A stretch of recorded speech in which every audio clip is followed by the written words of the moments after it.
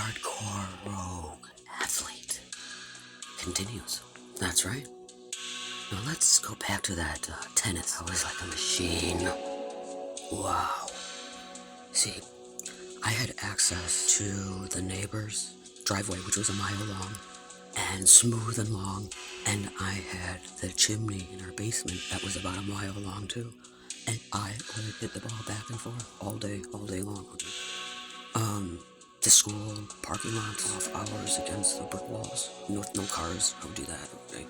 So I was always switching my grip. I was always throwing my racket around, twisting it, be waiting for the ball to come back. And anytime I would hit the ball wherever my hand would land on the racket, it would be twisted and I'd hit it. So it was totally unpredictable where the ball would go if I would do that to an opponent. But I could control it against the wall, And then, of course, I went to this kick-ass tennis camp up in Kenosha.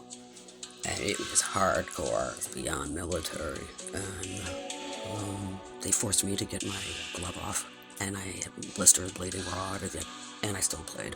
Punished more than any other person there. I was like their entertainment. Anytime I did anything that was not on their list that I was doing wrong, I would have to do push-ups, run miles, laps, sit-ups. I had to sprint and run back and forth to all the tennis camp. It was like a 12-hour-a-day hard-ass camp. I loved it.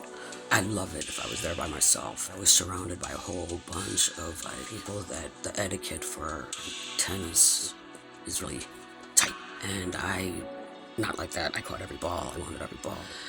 The thing about it, I just want to keep on fucking going, I didn't want to go debate about how close the ball went out of the line and all that shit in my serve. Oh my god. I twisted my racket around all the time when I played, any time the ball wasn't there. So wherever the ball landed on my racket when I hit the ball, that's where it hit. So it's like a fucking torpedo.